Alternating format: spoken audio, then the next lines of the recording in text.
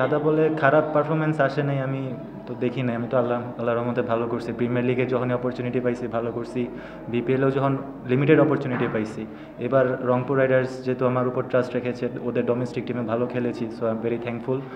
আর এমন না যে আমি খারাপ করে আসছি, আমি যখনই অপরচুনিটি পাইছি আমি ভালো খেলার চেষ্টা করেছি।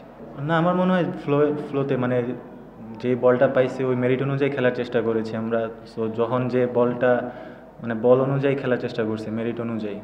তেমন স্পেসিফিক কিছু ছিল না যে এখন আমি মারবো এখন তুমি মারবা, but according to the merit of the ball খেলার চেষ্টা করেছি। না, কোনো আক্ষেপ নাই। টিম জিতছে আলহামদুলিল্লাহ, ইনশাল্লাহ এরকম খেলার চেষ্টা করব।